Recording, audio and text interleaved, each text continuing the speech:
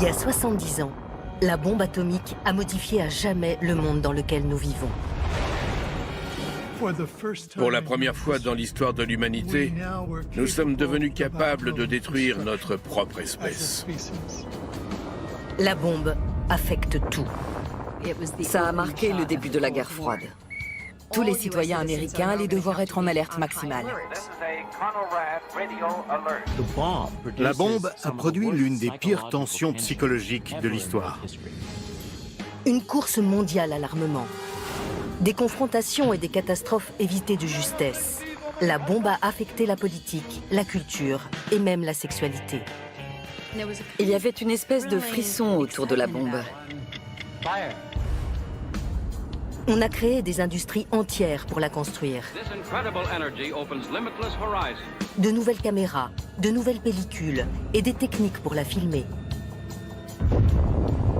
Aujourd'hui, grâce à la restauration des négatifs d'origine, nous pouvons regarder d'un œil neuf l'incroyable puissance d'une technologie qui a changé le cours de l'histoire.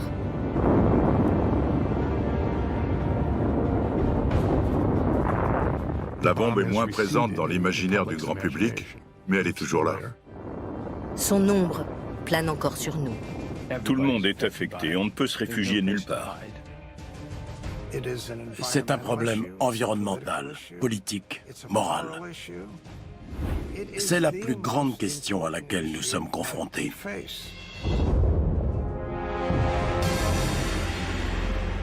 La bombe.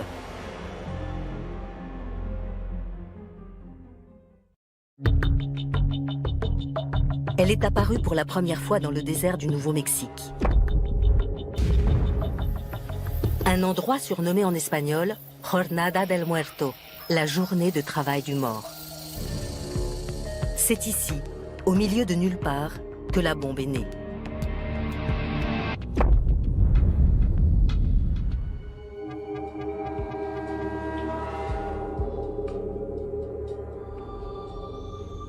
Cela a remis en question les bases mêmes de notre monde. C'est en 1938, en Allemagne, ce qui est loin d'être sans importance, que naît la plus grande révolution technologique du siècle. À Berlin, deux chimistes allemands, Otto Hahn et Fritz Strassmann, découvrent qu'en bombardant l'uranium de neutrons, ils obtiennent une substance différente, le barium. Ils ne savent pas pourquoi. Mais leur amie Lise Meitner, une physicienne, comprend qu'ils ont fissionné le noyau de l'atome d'uranium. Elle nomme cela une fission.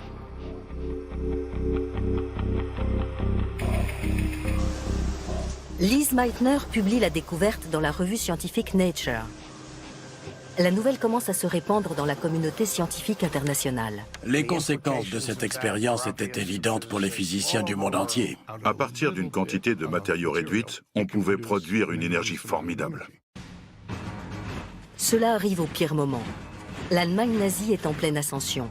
Hitler est sur le point de déclencher la Seconde Guerre mondiale.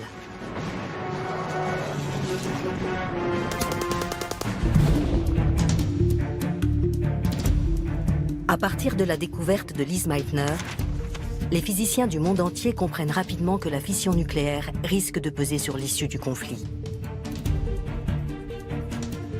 L'uranium peut être fissionné si on le percute avec un neutron, Produisant Une quantité d'énergie. Beaucoup d'énergie. selon l'équation d'Einstein. E égale MC2. Tous les physiciens savaient Dans le monde entier. qu'une bombe atomique pouvait être fabriquée. Par les nazis.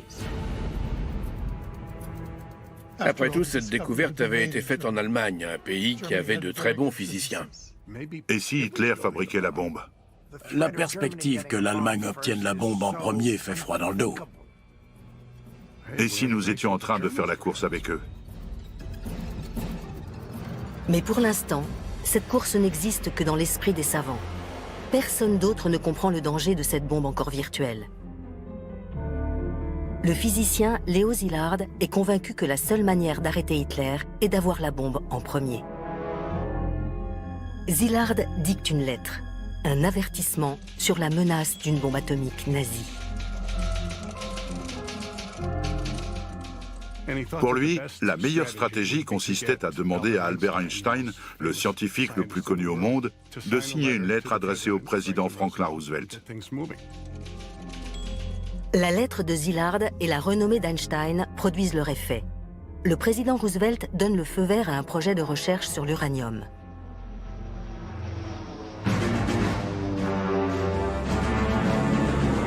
Deux ans plus tard, les forces japonaises attaquent Pearl Harbor. Hitler déclare la guerre aux États-Unis, qui se retrouvent à combattre sur deux fronts, contre l'Allemagne en Europe et contre le Japon dans le Pacifique. Le projet de recherche sur l'uranium revêt alors une importance primordiale.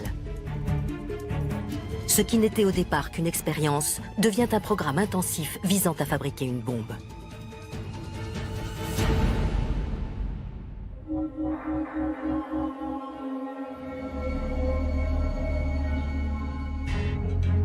La bombe est née grâce à de nombreux laboratoires, tous gérés par le corps des ingénieurs de l'armée des États-Unis.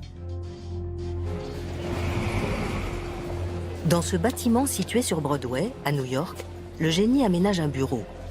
Au 18e étage, le plus important projet scientifique gouvernemental de l'histoire des États-Unis commence à prendre forme. Pour que son objectif reste secret, on lui donne comme nom de code le district où il se trouve, Manhattan.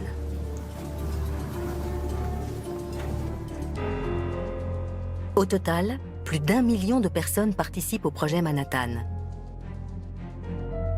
Elles seront menées par cet homme, l'ingénieur militaire Leslie Richard Groves. Il a été chargé de construire le Pentagone et des camps d'internement pour les nippo-américains. Désormais, il attend avec impatience l'étape suivante de sa carrière, une mission de combat à l'étranger. C'est alors qu'il reçoit une nouvelle étonnante de son supérieur. Il lui dit « J'ai un projet pour vous ». Quand Groves voit ce que c'est, il se dit « Oh non, pas ça ». Il voulait partir à l'étranger. Il était très déçu. Il a l'impression d'être dans une impasse professionnelle, chargé de créer une bombe imaginaire basée sur des particules invisibles et qui ne fonctionnera sans doute jamais. De toute façon, il devait obéir aux ordres, en faisant de son mieux. Il a appuyé sur l'accélérateur et il a foncé. Il commence par négocier une augmentation. Il exige d'être promu général, arguant que les scientifiques ne respecteront pas un simple colonel. Il se met ensuite au travail. Vendredi, premier jour, acheter 1200 tonnes de minerai d'uranium. Samedi, négocier un classement prioritaire pour le projet. Lundi, rendez-vous avec le conseiller scientifique du président, Vannevar Bush. Mercredi, aller dans le Tennessee acheter 22 600 hectares de terrain pour des usines. Ensuite, se rendre dans des universités et rencontrer des scientifiques. À Columbia, Harold Urey. À l'université de Chicago, Arthur Compton. À Berkeley, en Californie, Ernest Lawrence. Retour à Washington. En moins de 2 mois, Groves met en place ce qui va devenir un vaste complexe industriel.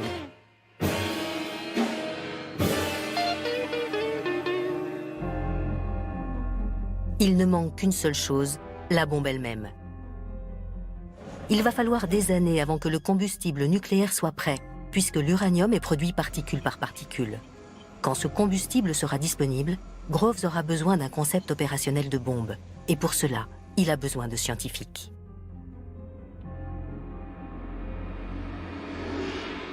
Il en a rencontré beaucoup à Columbia, Chicago, Berkeley. Ils sont très doués, c'est certain, mais ils l'agacent. C'était un militaire. C'était le choc des cultures. Groves était un homme très intelligent, très instruit sur de nombreux sujets, mais il ne connaissait pas grand-chose à la physique.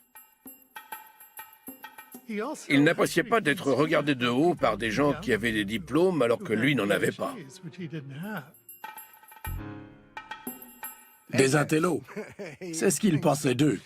Des types déconnectés de la réalité, pas très dégourdis et souvent avec des opinions politiques suspectes.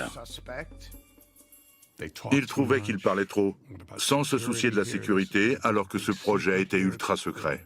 Pour Groves, il allait falloir mettre de l'ordre là-dedans, les empêcher de trop bavarder. Groves a besoin d'un scientifique avec lequel il puisse collaborer, capable de fabriquer une bombe en état de marche, de diriger un labo et de gérer une équipe exceptionnelle constituée d'esprits éminents et irascibles.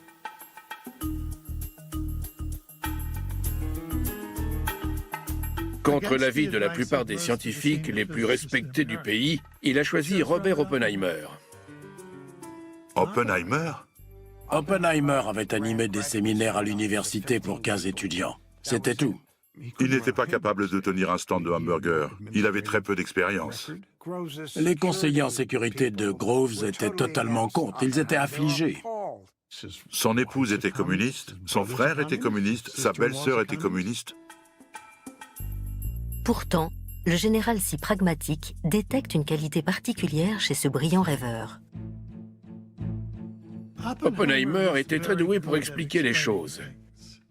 Et il l'a fait d'une manière tellement réussie et respectueuse au général Groves que celui-ci a été ébloui et a tenu à l'engager. C'est celui qu'il me faut. C'était une excellente décision, très perspicace.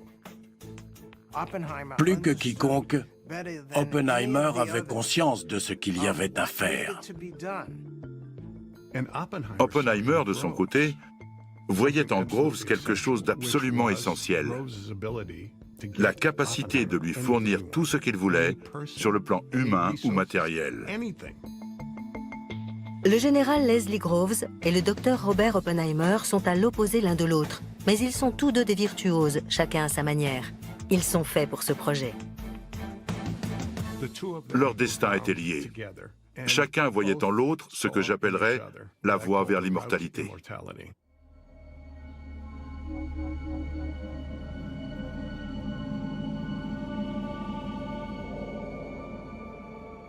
Nous sommes en 1942.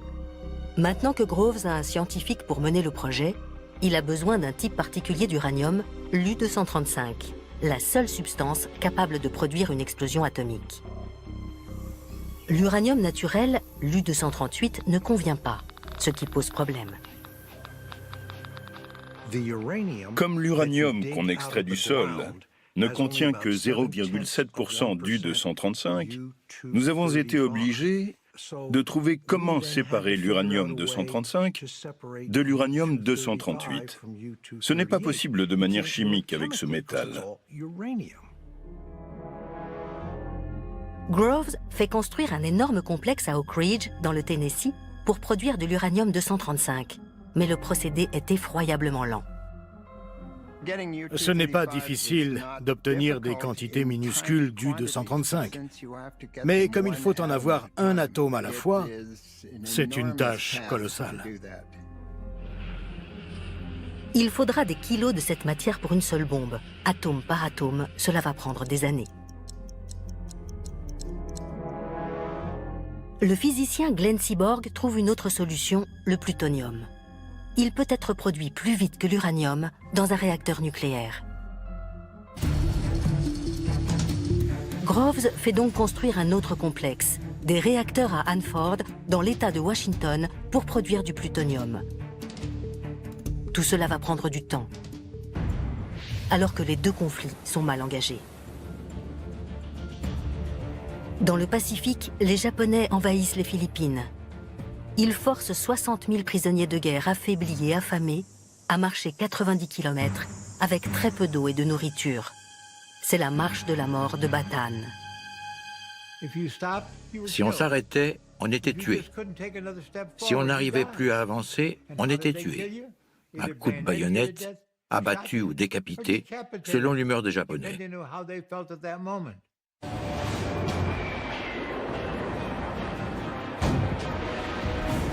C'est tout aussi catastrophique face à l'Allemagne. Les sous-marins nazis font des ravages dans l'Atlantique. Les armées d'Hitler occupent l'Europe et l'Afrique du Nord, tout en pilonnant l'Union soviétique. De plus, personne ne sait où en sont les nazis dans la fabrication de la bombe atomique. Évidemment, Groves brûlait de savoir ce que faisaient les Allemands. Les nazis sont déjà en train de commettre des atrocités. Si Hitler obtient la bombe, nul ne pourra l'arrêter.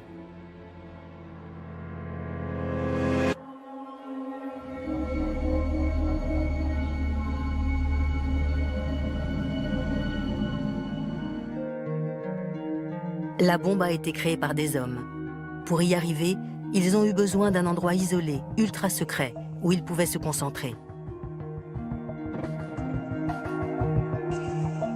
Ici, dans les monts Jemez, ils ont eu la possibilité de réfléchir, de vérifier leurs données, de bien poser leurs équations.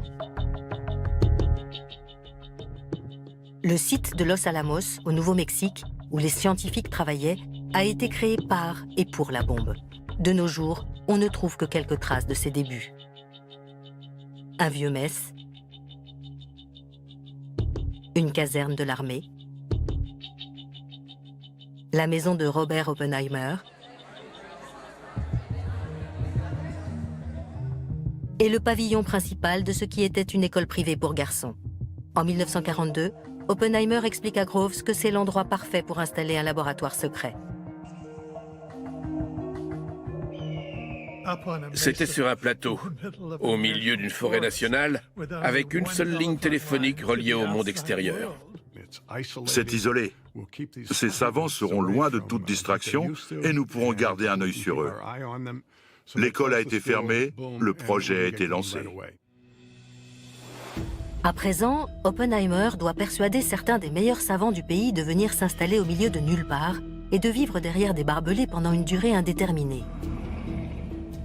Ils avaient besoin d'un bon VRP pour persuader ces savants de venir à Los Alamos, et Oppenheimer était très bon dans ce rôle. Des milliers de personnes sont recrutées pour travailler sur la bombe. Al Bell était ingénieur en aéronautique. Lily Hornig et son mari Don étaient des scientifiques. Pour eux, tout a commencé par une conversation cryptique.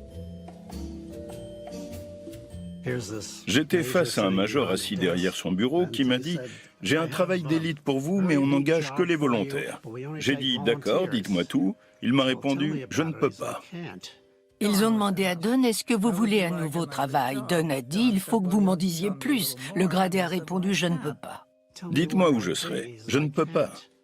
Dans quelle partie du pays? Au nord, au sud, à l'ouest? Non, je ne peux rien vous dire. J'ai demandé, dites-moi ce que je ferai. À nouveau, je ne peux pas. Je me suis écrié, si vous pensez que je vais me porter volontaire, vous êtes cinglé. Je ne vais pas risquer mon avenir sur quelque chose dont je ne sais rien du tout. C'est ridicule. Et il m'a dit, Hornig, vous connaissez ces affiches qu'on trouve dans les bureaux de poste où l'oncle Sam pointe son doigt vers vous? Don a trouvé cela très ringard, mais on a compris le message.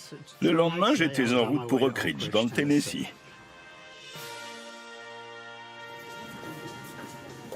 Même dans cette situation d'urgence extrême, les vieux préjugés misogynes subsistent. À Los Alamos, les femmes s'occupaient des écoles, des bibliothèques, elles faisaient beaucoup de calculs, mais c'était un milieu très masculin.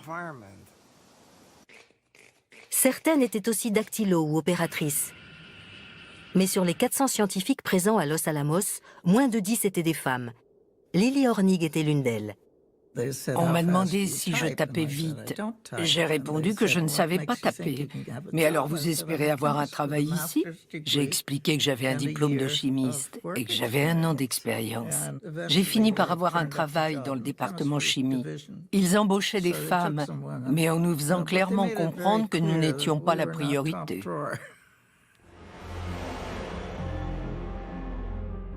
Première leçon pour tout le monde, la confidentialité est cruciale. Officiellement, Los Alamos n'existe pas. On l'appelle le site Y ou la colline. Quand on parle de la bombe, on la désigne comme le gadget. Il fallait en savoir juste assez pour faire son travail, pas plus. Ne jamais demander d'autres informations.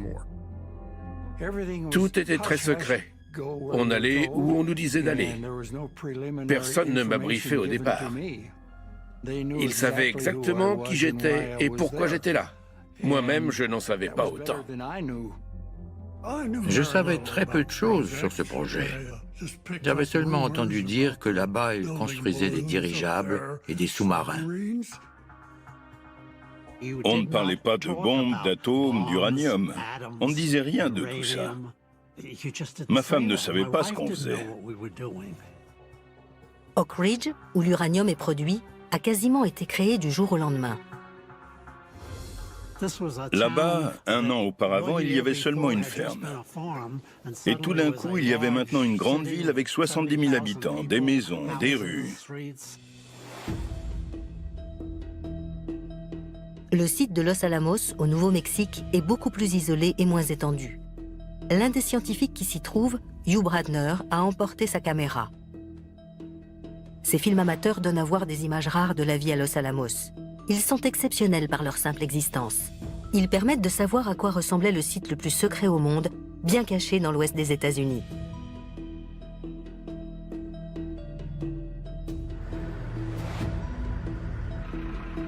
Ils étaient beaucoup à venir de milieux urbains, universitaires.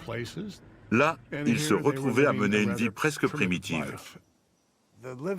On vivait à la dure, comme au Far West. Quand on ouvrait un robinet, on pouvait très bien voir des vers de terre en sortir. Il y avait de la boue pendant la saison des pluies, mais il y avait aussi des fêtes. Et Oppenheimer était un excellent chef de labo. Le punch était corsé avec de l'alcool pur à 100 degrés. La vie pouvait être douce. L'âge moyen est de 25 ans. Les personnes présentes savent que leur travail constituera peut-être le seul moyen d'empêcher une bombe nucléaire nazie. Je suis arrivée dans ce pays à 12 ans, après avoir fui l'Allemagne nazie. C'était principalement ça qui me motivait. On leur a dit qu'ils pouvaient écourter la guerre grâce à leurs efforts, ce qui était une information suffisante à l'époque. Au printemps 1944, un concept est trouvé, proche de celui du canon.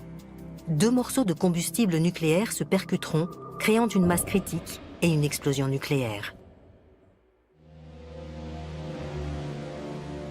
C'est simple, mais il n'y a pas assez de combustible pour le tester. La production d'uranium est si lente qu'il faudrait des années pour en fabriquer assez pour une seule bombe. Comme le plutonium peut être produit plus rapidement, il va servir à fabriquer plusieurs bombes.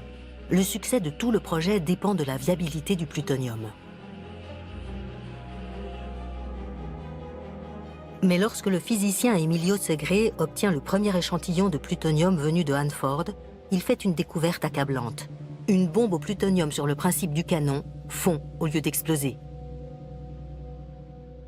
Une bombe au plutonium sur ce modèle ne pouvait pas fonctionner.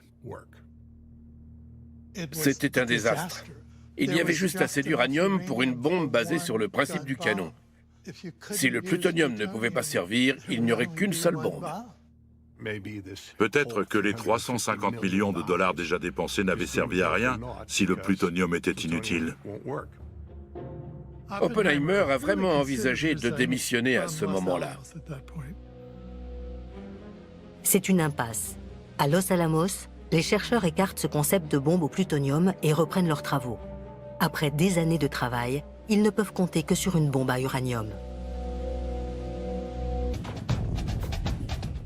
Nous sommes maintenant à l'été 1944. Les Alliés ont débarqué en France, mais l'issue du conflit reste incertaine. Les savants nazis créent de nouvelles armes effrayantes.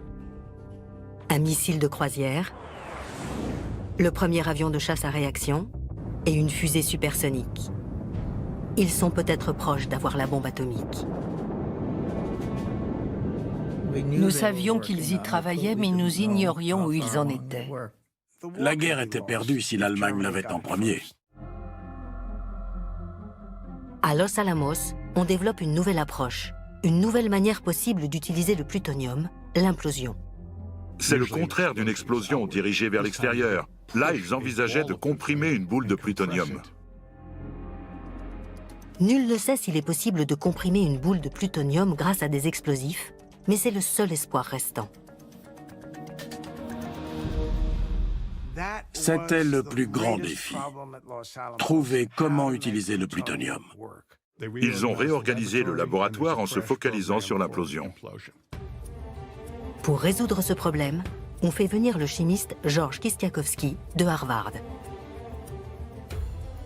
Il passera le reste de l'année 1944 et même plus à faire tout son possible pour que l'implosion fonctionne. Kistiakowsky et sa petite équipe ne se sentent pas de taille face à ce défi complexe. Ils demandent de l'aide aux Britanniques, qui envoient plusieurs savants à Los Alamos.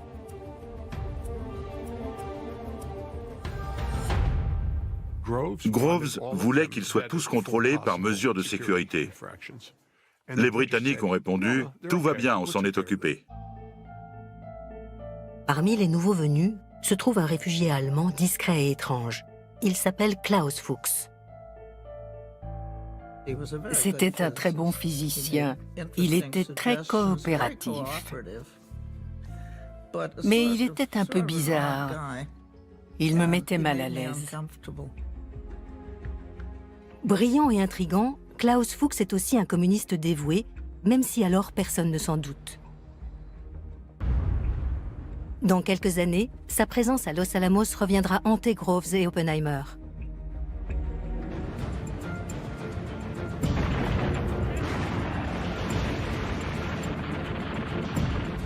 Nous sommes début 1945. En Europe, la guerre entre dans ses derniers mois. L'Allemagne nazie est prise en tenaille entre les forces américaines, britanniques et françaises à l'ouest et soviétiques à l'est.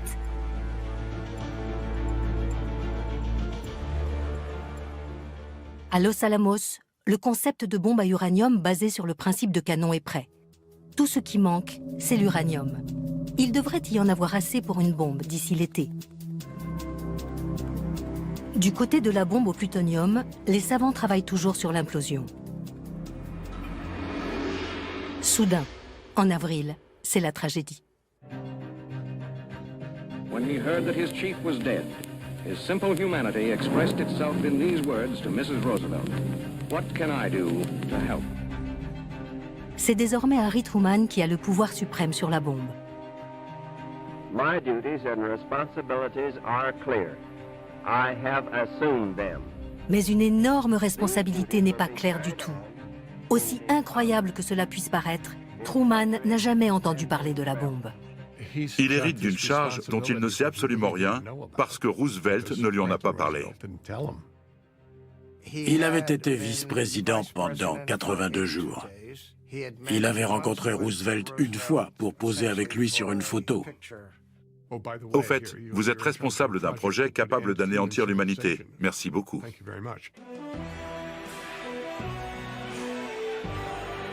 En mai, l'Allemagne capitule.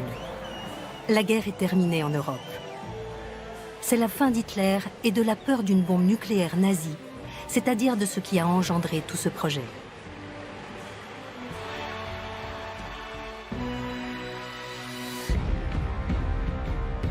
Mais dans le Pacifique, la guerre contre le Japon fait encore rage. Ce n'était pas encore fini. Au printemps 1945, j'avais 7 ans. Et je me rappelle très bien qu'on déplorait la mort de jeunes soldats au combat tous les jours. Certes, cette course à l'armement a été lancée par peur de l'Allemagne, mais le Japon est à présent le seul ennemi. Il sera donc la cible de la bombe.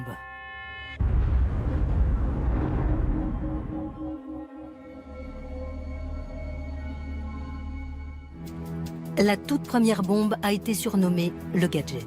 Après 3 ans de recherche et 2 milliards de dollars dépensés, la voici. Une sphère d'1,80 m de diamètre, remplie de batteries, de pièces électroniques, d'explosifs, couverte de câbles servant à la déclencher et à mesurer son effet. En son centre se trouve une boule de plutonium de la taille d'un pamplemousse, le noyau. Si cette bombe fonctionne, le destin du monde s'en trouvera changé à tout jamais. Tout se joue lors d'un essai dans le désert du Nouveau-Mexique, au nom de code de Trinity. Nous sommes en juillet 1945. Les préparatifs durent depuis des mois. On trace des routes, on construit des abris et des bunkers, on installe des kilomètres de câbles. C'est l'expérience scientifique la plus importante de l'histoire. Si elle est concluante, la première explosion atomique au monde sera déclenchée. Personne ne sait à quoi elle peut bien ressembler. Il faut tout mesurer, enregistrer, photographier. Les niveaux de radiation, les ondes de choc, les températures. Tout cela est inconnu et doit être noté.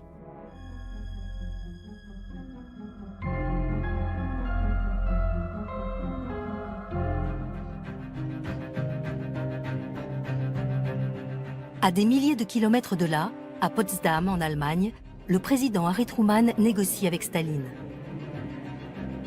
A-t-il une carte atomique dans son jeu? Tout dépend de l'essai Trinity.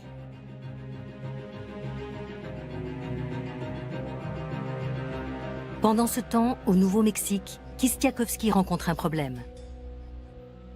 On craignait que la bombe n'éclate pas. Lorsque l'explosif était versé encore chaud, des bulles pouvaient se former. Kistiakowsky a donc décidé de remplir ces bulles avec de l'explosif liquide.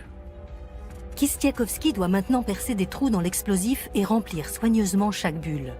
L'issue de l'essai dépend de ces réparations. Il n'y a aucun moyen de savoir si cela va fonctionner. Il y a eu un test le 14 juillet avec des explosifs qui s'est très mal passé, ce qui les a inquiétés encore un peu plus. Le temps presse. Il faut se dépêcher en espérant que tout ira bien. La bombe va être hissée au sommet d'une tour en acier de 30 mètres de haut. Des matelas sont entassés en dessous, au cas où. Des années de travail sont en jeu.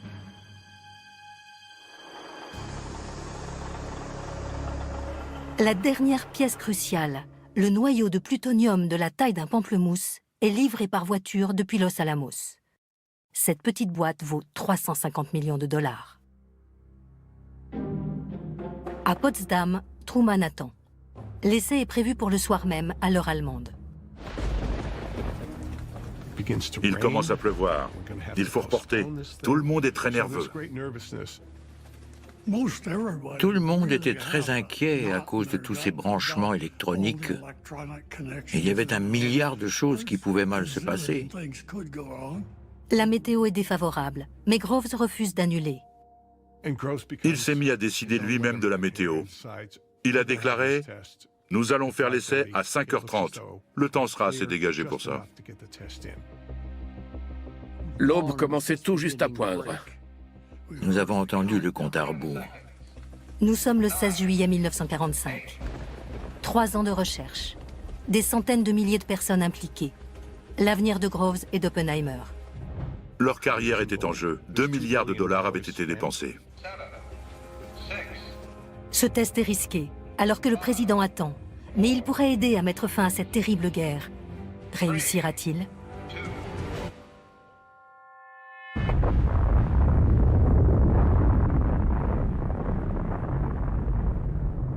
Le monde ne sera plus jamais comme avant. Parmi les hommes présents, personne n'oubliera. Je n'en revenais pas. Je voyais l'explosion, même les yeux fermés.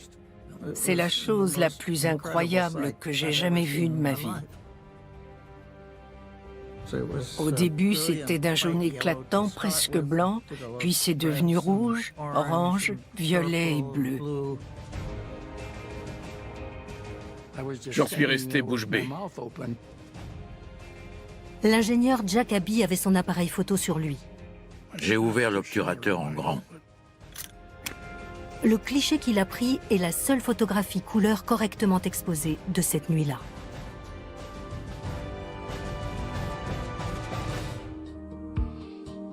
Une nouvelle ère s'ouvre.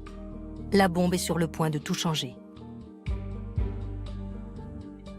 Je dois dire que je n'ai pas ressenti grand-chose, sauf une grande joie, parce que nous avions réussi.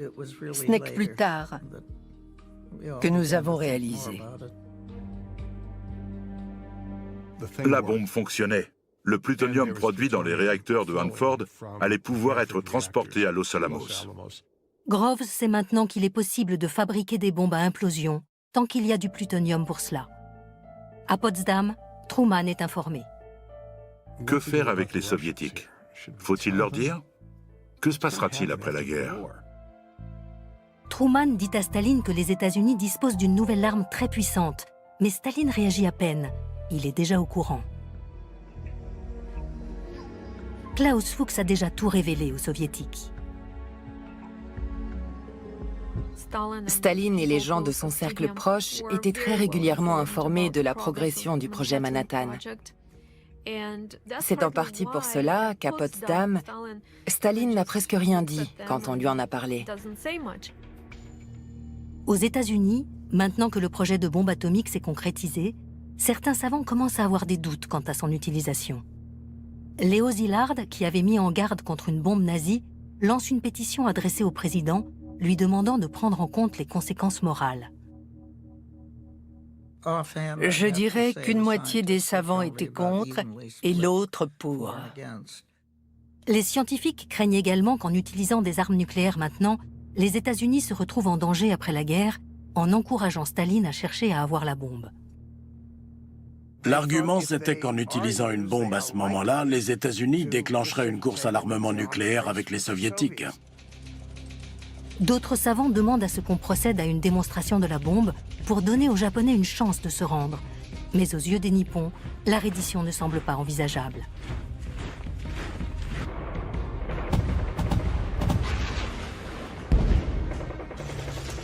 Ils envoient des kamikazes, c'est-à-dire des pilotes en mission suicide contre des bateaux américains. Bataille après bataille, leurs soldats préfèrent se tuer plutôt que d'être capturés. Les États-Unis lancent à présent des bombes incendiaires sur leur ville. Une nuit, 100 000 Japonais meurent rien qu'à Tokyo. Toute résistance semble vaine, mais le Japon ne se rend toujours pas. L'étape suivante paraît inévitable, l'invasion du Japon. Des milliers d'Américains et peut-être des millions de Japonais risquent de mourir. Pour Harry Truman, la bombe semble être le moindre des deux maux.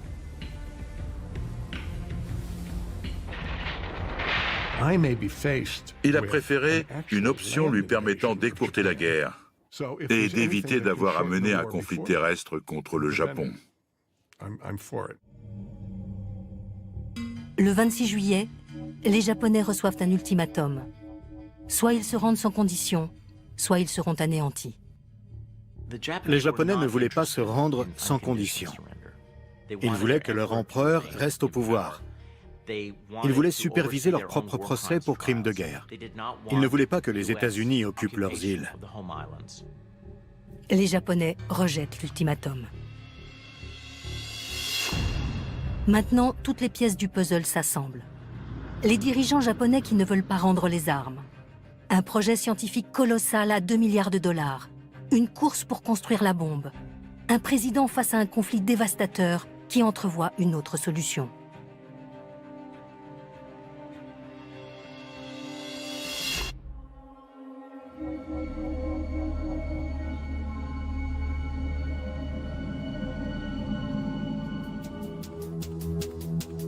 Ce qui va se passer ensuite, c'est-à-dire le largage de 2 bombes atomiques sur le Japon en août 1945, deviendra l'une des décisions les plus controversées dans l'histoire des États-Unis.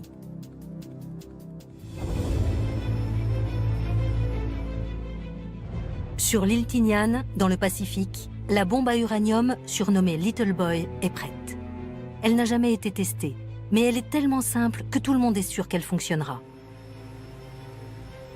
La bombe est chargée sur le B-29 Enola Gay. Quelques heures avant l'aube, le 6 août, l'avion décolle. Il parcourt 2400 km dans la nuit. À 8h15 du matin, au-dessus d'Hiroshima, il largue la bombe.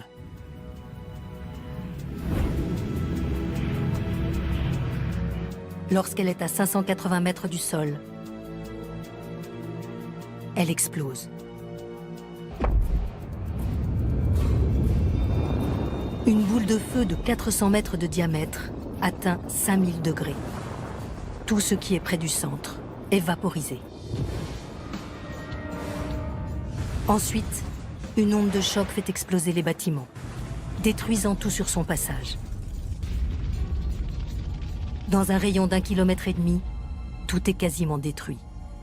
Seules quelques structures en béton subsistent.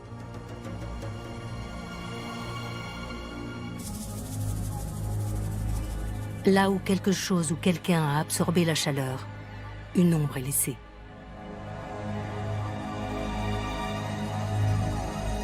Au moins 80 000 personnes meurent.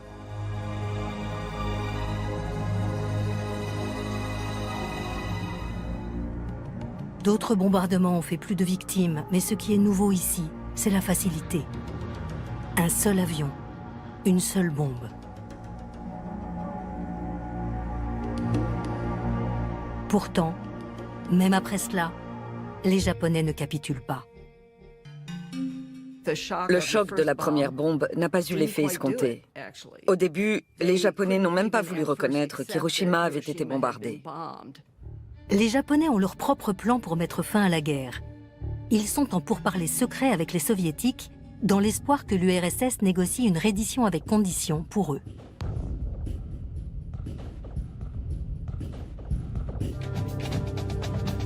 Mais 2 jours plus tard, l'URSS déclare la guerre au Japon. Le marché escompté par les Japonais est enterré. Malgré cela, ils ne veulent toujours pas se rendre.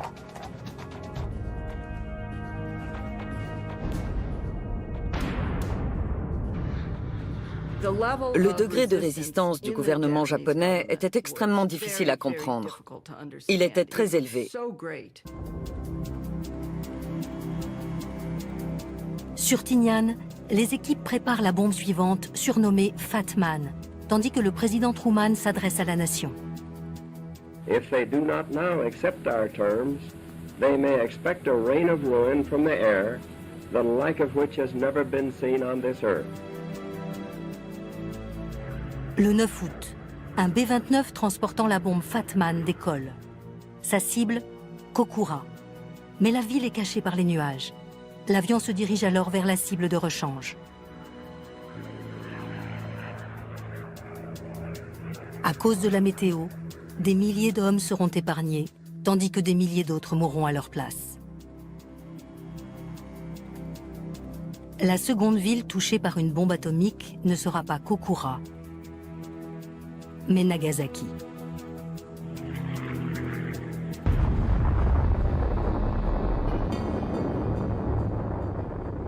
Non loin de là, dans le camp de prisonniers de guerre 17, Lester Tenney voit l'explosion. Nous avons vu cet incroyable nuage se lever. C'était très déroutant. On aurait dit qu'il avait un socle. Nous ne savions pas du tout ce que c'était.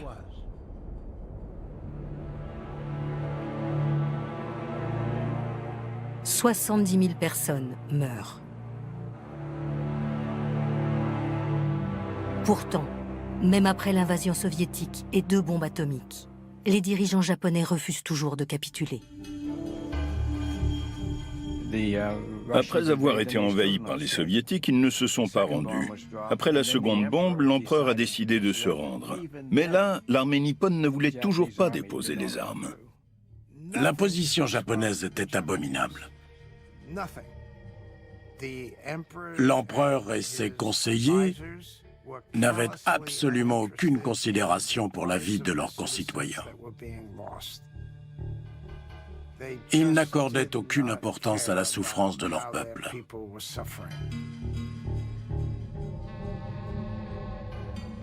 Pendant que les dirigeants japonais essaient de prendre une décision, Groves prévoit d'autres frappes nucléaires. Ordre a été donné de continuer à utiliser les bombes dès qu'elles étaient prêtes. C'est une formulation très importante. Encore une bombe après Nagasaki si nécessaire, une bombe après cela si nécessaire, et une autre après si nécessaire. Les États-Unis veulent lancer des bombes au rythme de leur construction, 3 ou 4 par mois. Finalement, Truman a dit stop. Plus de bombes sans autorisation du président. Le lendemain de Nagasaki, le Japon accepte enfin de capituler à une seule condition, que l'institution impériale soit épargnée.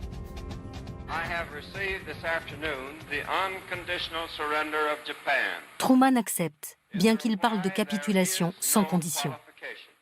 C'était le seul espoir du Japon. Négocier une condition pour pouvoir affirmer qu'ils avaient eu leur mot à dire. Dans le camp de prisonniers de guerre numéro 17, les détenus sentent qu'il se passe quelque chose, mais ils ne savent pas quoi.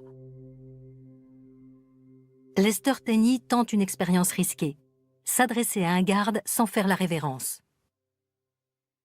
Quand on voyait un garde japonais à 50 mètres, il fallait s'arrêter, se tourner vers lui et le saluer bien bas. Sinon, on était fouetté. Ce jour-là, je suis sorti et j'ai vu un garde japonais tout près. Je suis allé le voir et avec mon meilleur accent, je lui ai dit « Konnichiwa Tomodachi », mais sans m'arrêter ni le saluer. Il m'a regardé et 5 ou 6 secondes plus tard, il s'est incliné. C'est lui qui m'a salué. La guerre était finie. Voilà, la guerre était finie. C'est aussi simple que ça. Le 2 septembre 1945, le Japon signe les actes de capitulation. La Seconde Guerre mondiale s'achève. C'était enfin terminé. Le soulagement était immense. It's official. It's all over. It's total victory.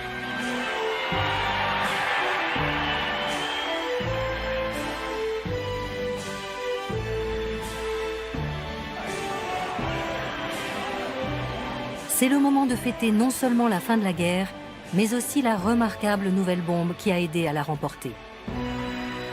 Après des années de secret, le gadget fait soudain la une des journaux. Non seulement ce n'était plus un secret, mais c'était dans les journaux. J'en ai acheté une bonne demi-douzaine ce jour-là. Et je n'en revenais pas. C'est une nouvelle ère qui commence, l'ère atomique, avec sa propre légende. Les villes secrètes, les usines immenses, le savant de génie et le général font tout à coup partie de la société. La presse s'est déchaînée. The atomic age loomed upon the threshold of history. Tout à coup, le secret a été vanté. C'était nouveau. Une invention américaine. Thousands of able young scientists were called into service. Le laboratoire de Los Alamos, A secret laboratory in New Mexico was work, work, work, and more work. Here it is, General Groves. Le plutonium, L'uranium. Releasing unimaginable force. The basic power of the universe. Et au centre de tout cela, Robert Oppenheimer, Le père de la bombe atomique. l'une des personnes les plus célèbres aux États-Unis. Plus fort qu'Einstein. C'est le triomphe de la bombe. Pour la majorité de la population, la guerre a été remportée grâce à la science. C'est bien qu'on l'ait largué, on a gagné la guerre avec, on a épargné des Américains. Fin de l'histoire.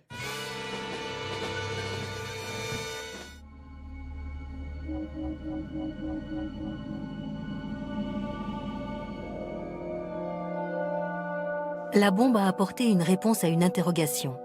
Comment remporter la guerre? Mais elle a aussi soulevé son lot de questions. La plus brûlante est celle-ci. Quand les Soviétiques auront-ils l'arme atomique eux aussi? Les savants qui avaient averti qu'Hitler risquait d'avoir la bombe craignent maintenant que les États-Unis et l'URSS se lancent dans une compétition pour construire des bombes toujours plus nombreuses et puissantes. Une course à l'armement nucléaire. Ils sont loin de se douter qu'il est déjà trop tard. Cette course a débuté à la minute où Staline a vu des photos d'Hiroshima. Tout à coup, ce projet très théorique devient réel. Et le potentiel de destruction de cette bombe est indéniable. Les Soviétiques se sentaient très vulnérables, ce qui a incité Staline à passer à l'action. C'est après les bombardements d'Hiroshima et de Nagasaki que Staline met au point un programme intensif pour rattraper le retard soviétique en matière d'armes nucléaires. Les Soviétiques ont une avance précieuse grâce à leurs espions. Ce ne sont pas un, mais 2 savants qui jouent ce rôle à Los Alamos. Klaus Fuchs, qui était allemand, et un autre espion américain, un jeune étudiant d'Harvard qui s'appelait Ted Hall. C'était extraordinairement fort de la part de l'espionnage soviétique d'avoir 2 sources indépendantes infiltrées. à titre de comparaison, imaginez qu'à l'époque où Apple préparait l'iPhone, les concurrents de la marque aient 2 personnes dans la même pièce que Steve Jobs à l'écouter énumérer ses difficultés et ses problèmes. Cela leur aurait évité de refaire les mêmes erreurs de leur côté. C'est ce qui rend Fuchs et Hall si utiles et si extraordinaires dans l'histoire de l'espionnage et l'histoire de la science. Aux États-Unis, personne ne sait si les Soviétiques sont prêts d'avoir la bombe.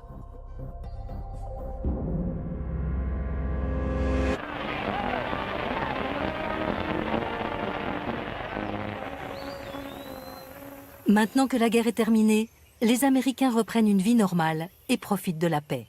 Mais la bombe atomique est désormais comme un point d'interrogation suspendu au-dessus de leur avenir. À l'été 1945, Trinity, Hiroshima et Nagasaki ont ouvert une nouvelle ère. Mais il faut attendre l'été 46, un an plus tard, pour que se dessine l'avenir de la bombe.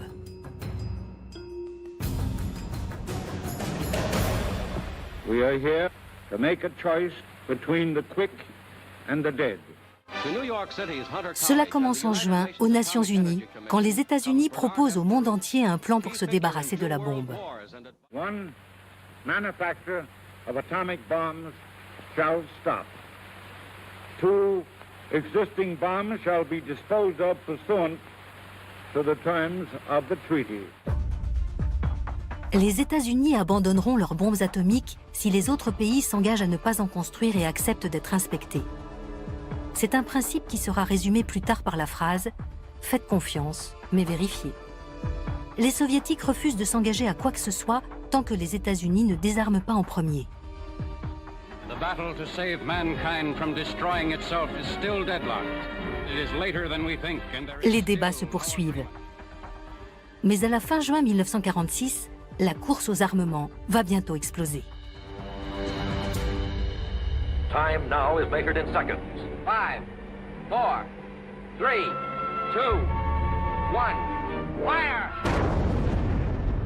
À peine quelques semaines plus tard, dans l'océan Pacifique, une énorme flotte de vaisseaux de guerre est coulée par la bombe atomique. Ils sont toujours là, dans le lagon de l'atoll de Bikini. En juillet 1946, le grand public allait être invité à assister à une explosion atomique pour la première fois. L'armée américaine allait découvrir sa vulnérabilité à sa propre bombe, et l'avenir du laboratoire de Los Alamos serait garanti.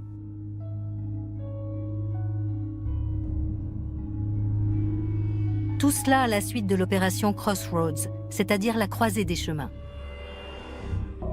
L'essai aura lieu au milieu de l'océan Pacifique, sur la minuscule île de Bikini. La marine évacue les habitants et réunit une flotte qui servira de cible. Plus de 90 bateaux de guerre au total, prises de guerre allemandes et japonaises, ainsi que des bateaux américains en surplus. Il y aura 3 explosions, Able, Baker et Charlie. Une dans les airs, 2 sous l'eau. Crossroads est une opération gigantesque. 100 millions de dollars, 42 000 hommes, 240 bateaux en plus des cibles. Des instruments de mesure, des caméras et des appareils photo à n'en plus finir. Des kilomètres de pellicules. Mais aussi des animaux, pour que les médecins puissent étudier l'effet de la bombe sur les êtres vivants. Et des journalistes venus du monde entier. C'était un véritable spectacle. Le 1er juillet 1946, le spectacle commence. Pour le premier test, Able, la bombe sera larguée depuis un avion. L'avion approche. La bombe est lancée.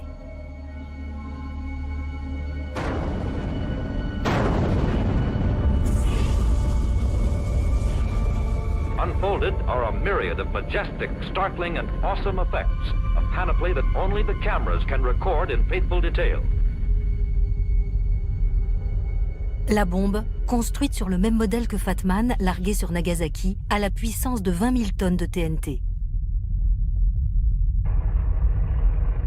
On envoie des B-17 commandés à distance dans le champignon pour y faire des relevés.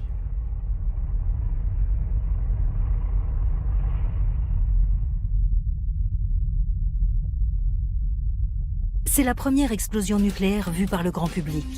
Mais les spectateurs sont à 29 km de là. Et après tout ce battage médiatique... On ne voyait pas de bateau projeté dans les airs. La première réaction, ça a été « Oh, la bombe atomique, c'est pas si impressionnant ».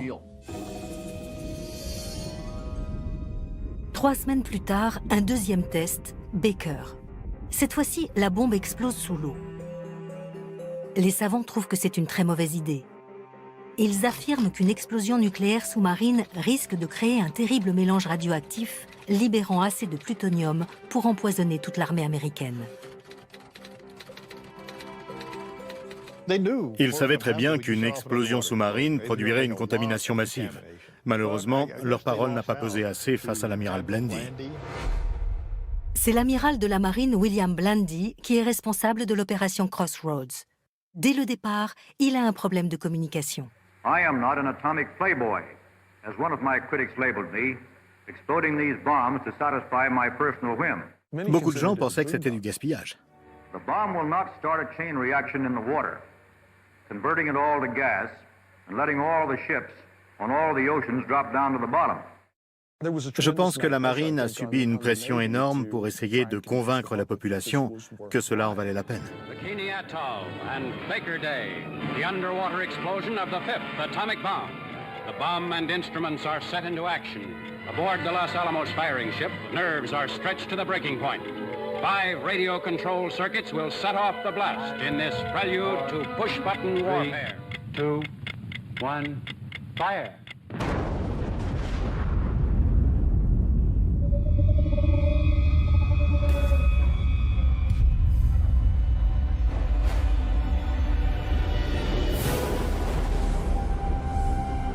L'onde de choc sous-marine est nettement visible. Rien que dans la première seconde, 2 millions de tonnes d'eau de mer sont soulevées dans les airs.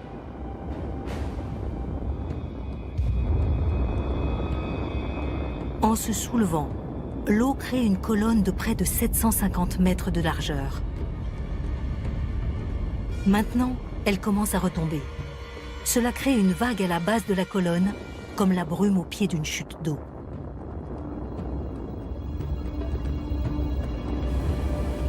Cette vague, haute de près de 300 mètres, enveloppe complètement les bateaux cibles.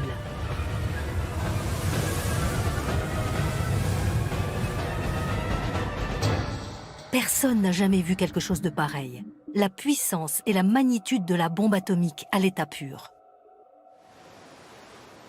Mais pour l'instant, malgré ces 2 bombes, les résultats ont l'air assez positifs pour la marine. 75 bateaux intacts contre 20 coulés. Les militaires ont eu l'impression d'avoir passé l'épreuve haut la main. Blandy a déclaré « Oui, la marine peut résister à la bombe atomique ». La marine envisage de faire embarquer les matelots sur les bateaux et de les faire rentrer en fanfare aux États-Unis. Mais il y a un problème. At first there seemed to be little damage, but succeeding days told a different story. La vague d'eau de 300 mètres de haut qui a aspergé les bateaux était fortement radioactive. Les navires sont à présent contaminés. Geiger counters rattle wildly. The area is loaded with death-dealing gamma, neutron, and other lethal rays. And there is no complete protection against this terrifying invisible killer. Au début, l'armée refuse tout simplement d'y croire. La radiation est inodore, intangible. Ces matelots étaient prêts à retourner sur leur bateau et montrer qu'ils pouvaient survivre à la bombe. C'est la panique à bord. L'ignorance régnait en maître. Il n'y avait rien de prévu pour décontaminer. On essaie d'asperger les bateaux avec de l'eau de mer. Le problème, c'est que cette eau est devenue très radioactive, elle aussi. Et quand les matelots retournent sur leur propre bateau pour se changer, ils les contaminent également. L'homme chargé des mesures de sécurité, le médecin militaire Stafford Warren, tente de faire annuler l'opération. Stafford Warren ne voulait pas que les matelots retournent sur les bateaux. Mais c'est très difficile de s'opposer à la marine américaine tout entière. En désespoir de cause, Stafford Warren récupère un poisson dans le lagon et le place contre un morceau de pellicule. Le poisson est tellement radioactif qu'il expose la pellicule à lui tout seul. The glow was produced by the exposure of the film to radiation. L'amiral Blandy et la marine sont enfin convaincus. L'opération Crossroads est interrompue. Elle a été décrite comme le premier désastre nucléaire au monde. On réussit à décontaminer seulement 9 bateaux. La plupart des autres sont remorqués et coulés volontairement.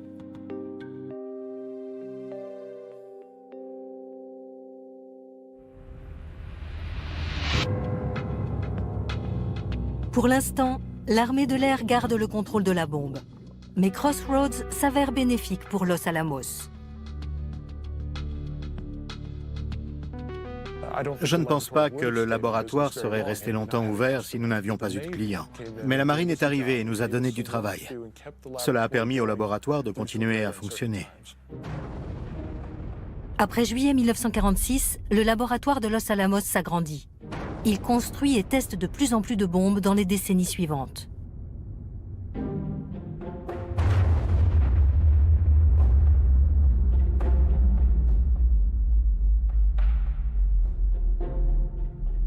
Crossroads intègre aussi la culture populaire. Aujourd'hui encore, l'image de l'essai Baker reste l'image la plus emblématique de la puissance de la bombe. Quelques semaines à peine après le second essai de Crossroads, un événement inattendu donne au peuple américain un regard beaucoup plus sombre sur la bombe et lance le premier grand débat public sur son utilisation. Le 31 août paraît le nouveau numéro du New Yorker. Sur sa couverture, un portrait fantaisiste de Central Park un jour d'été. À l'intérieur, un portrait très différent d'une autre ville un jour d'été. Le numéro tout entier est composé d'un seul article, un essai de John Hersey sur ce qu'ont vécu les habitants d'Hiroshima à travers le récit de 6 survivants. Il y a un prêtre catholique, la veuve d'un tailleur, 2 médecins. Ce sont des gens avec lesquels la population américaine pouvait sympathiser. Ce numéro spécial est épuisé en quelques heures. Hiroshima by John Hersey. This astounding report written for the New Yorker magazine has deeply affected thousands of Americans. En Grande-Bretagne, au Canada, en Australie et aux États-Unis, les radios remplacent leurs programmes habituels par des lectures de ce texte. This chronicle of suffering and destruction is not presented in defense of an enemy. It is broadcast as a warning that what happened to the people of Hiroshima a year ago could next happen anywhere. Chapter 1, A Noiseless Flash. At exactly 15 minutes past 8 in the morning. Personne n'avait prévu les conséquences d'une bombe nucléaire. Ce n'est que plus tard qu'on a commencé à en comprendre la signification. En août 1946, un an après Hiroshima, un essai donne une perspective complètement neuve sur la bombe. Ce texte a eu des conséquences énormes. Il a commencé à modifier la vie des gens à propos des armes nucléaires. Cependant, la puissance nucléaire devient l'élément clé de la dissuasion américaine. Yes, the atom is on its way to brighten our towns and to help manufacture our most dependable and indispensable household servant. The public flocked to atomic exhibits in search of understanding. La bombe avait une certaine aura. Elle était à la fois terrifiante et impressionnante. C'était l'autre côté de l'ère atomique. Les rayons X, la médecine, l'énergie nucléaire. Toutes ces choses censées améliorer la vie quotidienne. The atom has come to town. Atomic power was given by the mighty hand of God. Atomic power. Do you suppose that our appliances would run as well on atomic energy? Mighty hand of God. Today's bonanza is a metal more precious than gold or silver. There's uranium in them thar hills. It will protect your health, improve your food, bring you less costly living products, and a greater measure of leisure and security. Hiroshima and Nagasaki paid a big price for their sins. When scourged from the face of earth, their battle could not win. But on The peaceful atom, no longer just a laboratory dream, is here today, working wonders. will not know the hour. Atomic You know that someday this machine of yours is going to be operating on atomic power? Well, they can run it on kerosene if they want to, just as long as I'm still at the switch. With the ever-increasing use of nuclear energy, more towns may eventually become atomic cities. by the mighty hand of God. Le début de l'ère atomique a laissé des traces encore visibles aujourd'hui. D'où vient le mot bikini? Le créateur de ce maillot l'a dessiné 4 jours après l'essai sur l'île de Bikini, à cause de son potentiel explosif. was given by the mighty hand of God. Alors que le pays s'habitue à vivre à l'ère atomique, les savants d'Atomic City cherchent à améliorer l'engin qui a tout déclenché.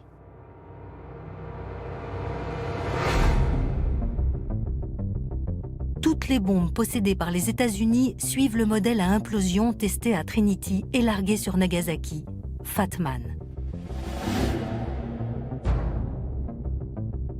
Il s'agit en fait d'un objet assez rudimentaire. Fat Man était un projet presque amateur. Ce n'était pas une arme destinée à être produite. Elle a été assemblée à la main, ce qui a demandé environ une semaine. 2 ans après Crossroads, Los Alamos a un nouveau concept à essayer. On procédera à 3 tirs sur l'île d'Eniwetok dans le Pacifique. Nom de code de l'opération, Sandstone. Il y a eu 3 tests pour Sandstone. X-Ray, Yoke et Zebra, chacun testant un nouveau type d'arme. Cette fois-ci, le public et la presse ne sont pas invités. 5, 4, 3, 2, 1.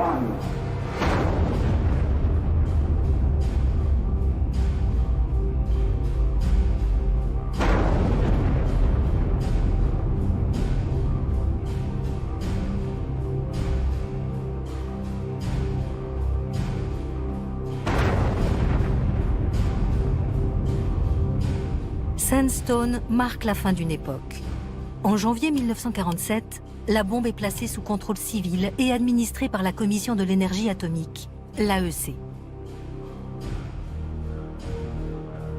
On remplace Fat Man par un nouveau modèle, la première arme nucléaire produite en masse. On couvre également un nouveau laboratoire pour construire les bombes conçues à Los Alamos. C'est le début d'un complexe d'armes atomiques, un mastodonte qui teste et fabrique des bombes pendant des décennies, sous plusieurs administrations, jusqu'à la fin de la guerre froide.